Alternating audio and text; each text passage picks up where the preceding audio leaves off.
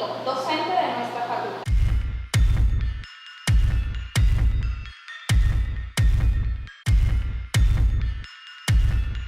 Doctor, bienvenido. Muchas gracias por la invitación. Reciban un cordial saludo, estimados estudiantes de la Facultad de Derecho de la Universidad de Guayaquil, de parte de quien les habla, profesor de Derecho Penal 1. En la parte general del derecho penal se busca responder a tres preguntas. ¿Qué es el derecho penal? ¿Qué es el delito? ¿Y qué es la pena? Esas tres preguntas son contestadas por medio de tres teorías. La teoría del derecho penal, la teoría del delito y la teoría de la pena. En esta primera entrega vamos a abordar la primera temática de la parte general. Vamos a tratar de responder qué es el derecho penal. Y por ende vamos a definir lo que debe entenderse por derecho penal. Para dicho cometido hemos tomado como guía la definición de derecho penal expuesta por Eugenio Zaffaroni en su libro Derecho Penal Parte General, por considerar que contiene todos los elementos que caracterizan al derecho penal como una rama del conocimiento jurídico. Para construir una definición de derecho penal es necesario caracterizar la naturaleza del derecho penal. Es necesario identificar el método que utiliza el derecho penal, así como su finalidad. Adicionalmente, vamos a describir el medio utilizado por el derecho penal para cristalizar sus fines. Y por último, vamos a describir las consecuencias que la cristalización del fin del derecho penal tiene en el Estado, en este caso en el Estado ecuatoriano. Para construir el concepto de derecho penal es necesario, en primer lugar, definir cuál es la naturaleza del derecho penal. El derecho penal es una rama del conocimiento, pero no de cualquier conocimiento. Es una rama del conocimiento jurídico. ¿Por qué decimos que es una rama del conocimiento jurídico? Porque la materia prima, objeto de estudio del derecho penal, es de índole jurídica, la legislación penal. Y además porque los destinatarios de los sistemas que va a proponer el derecho penal son los jueces, y los jueces emiten decisiones de índole jurídico. Además, esta definición de la naturaleza del derecho penal como ciencia o como saber o rama del conocimiento jurídico nos va a permitir evitar imprecisiones terminológicas, pues es común que se identifique al derecho penal con el objeto de estudio. Es decir, se identifica el derecho penal con la ley penal, lo cual es una imprecisión. La ley penal es el objeto de estudio del derecho penal. A la ley penal se le suele decir derecho penal objetivo, lo cual es una imprecisión. El derecho penal es una rama del conocimiento jurídico, y al decir derecho penal objetivo estaríamos diciendo que existe una rama del conocimiento jurídico objetivo. También se suele identificar al derecho penal como poder punitivo. El poder punitivo es el objeto que va a tratar de limitar el derecho penal. El fin del derecho penal, como lo vamos a explicar más adelante, es limitar o contener al poder punitivo. Por lo tanto, no es dable que se confunda el derecho penal con el poder punitivo, e inclusive al poder punitivo se le suele llamar derecho penal subjetivo o ius puniendi, o derecho de castigar. No existe tal derecho de castigar. El castigo lo impone el Estado mediante el ejercicio del poder. La pena es una manifestación del ejercicio del poder. Por lo tanto, el poder punitivo es el poder punitivo y debe ser estudiado como tal. Siguiendo con la construcción del concepto de derecho penal, es necesario que se identifique cuál es el método que utiliza el derecho penal para producir conocimiento. Como ya dijimos, siendo el derecho penal una rama del conocimiento jurídico, el método utilizado también es jurídico. El método que utiliza el derecho penal es la interpretación de la ley penal. Si bien cuando se fundó el saber jurídico, el conocimiento jurídico, a finales del siglo X, del siglo XI, por parte de los glosadores, el método de interpretación era un método literal de la ley, un método de interpretación exegético. Sin embargo, hoy en día,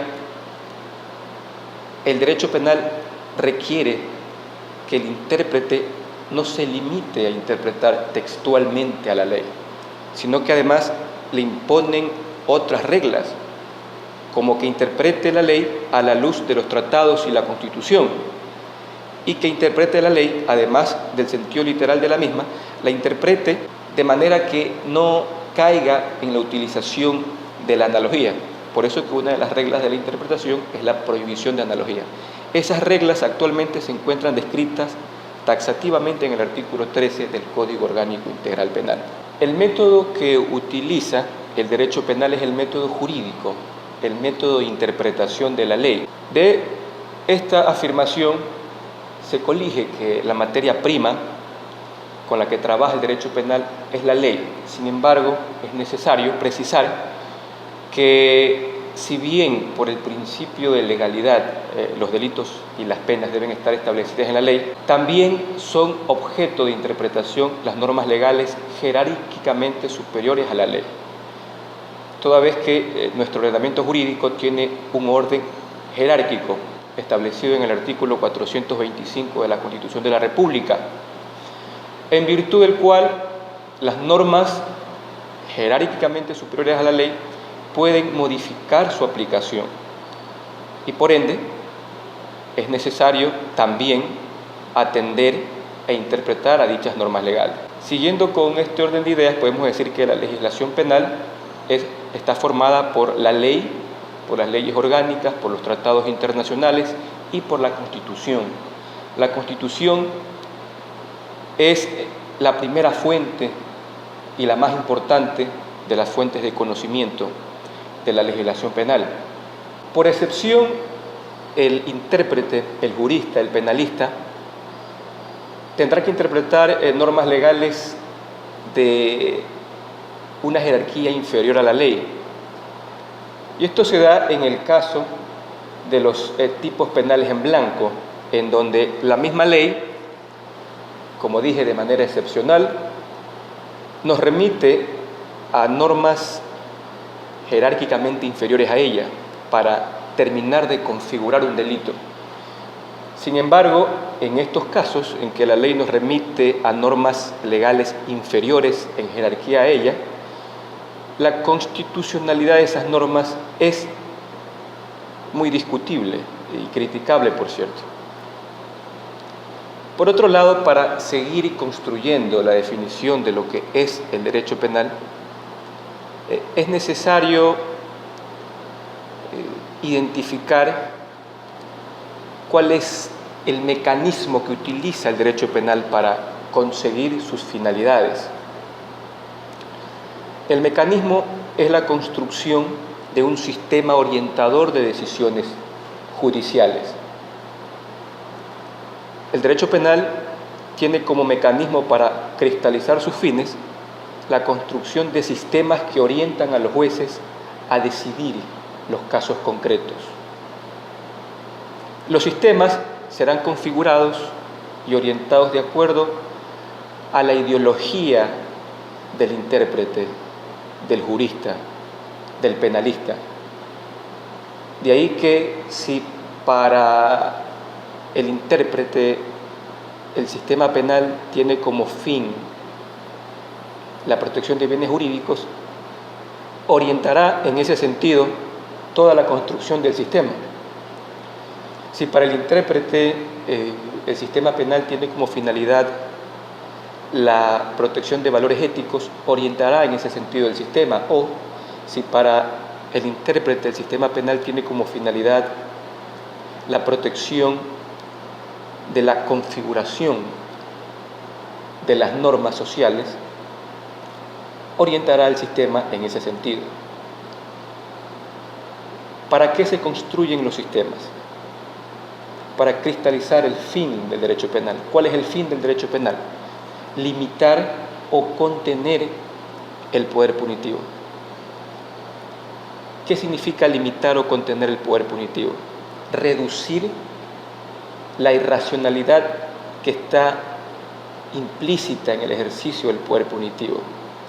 Reducirlo a límites tolerables, de tal manera de que el único poder punitivo que se habilite sea un poder punitivo, por lo menos librado al máximo de irracionalidades, y si es que las tiene, sean tolerables.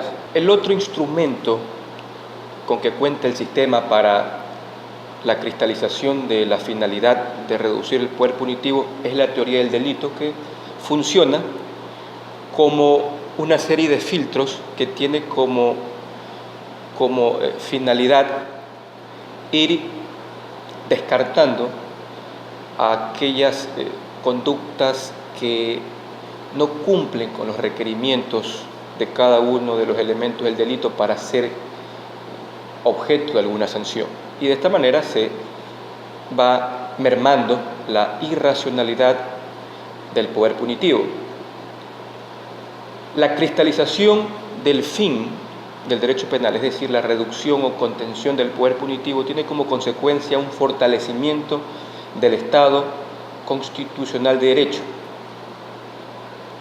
¿Por qué consideramos que la cristalización de la limitación del poder punitivo fortalece el Estado constitucional de derecho? Porque si atendemos a la principal característica de un Estado constitucional de derecho, esto es, que un Estado constitucional de derecho es aquel en donde los ciudadanos están sometidos a la Constitución y a la ley, el hecho de limitar el poder punitivo implica someter su ejercicio al imperio de la ley. Por lo tanto, si conseguimos limitar o contener al poder punitivo, provocamos directamente un fortalecimiento del Estado constitucional de derecho, pues estamos sometiendo a quienes ejercen el poder punitivo al imperio de la Constitución y la ley. Con estos insumos podemos definir finalmente que el derecho penal es una rama del conocimiento jurídico que mediante la interpretación de la ley propone un sistema orientador de decisiones judiciales con el fin de limitar o contener al poder punitivo para el fortalecimiento del Estado constitucional de derechos. Doctor, para concluir, ¿algún mensaje para los estudiantes de la facultad? Más que un mensaje, en primer lugar voy a expresar mi felicitación por la iniciativa, pues con esta iniciativa se denota un interés del estudiantado por aprender, y eso es digno de encomio por parte de cualquier docente. Por otro lado, espero que esta sucinta explicación de lo que es el derecho penal haya sido lo suficientemente sencilla y entendible, y que haya coadyuvado en su formación profesional. Y finalmente, como recomendación al estudiante, que estudie y analice críticamente su realidad social, su realidad jurídica, pues solamente la crítica fundada nos permite ir mejorando. Les agradezco por la atención dispensada a esta primera entrega. Muchas gracias. Gracias a usted, doctor, por ese aporte a la academia.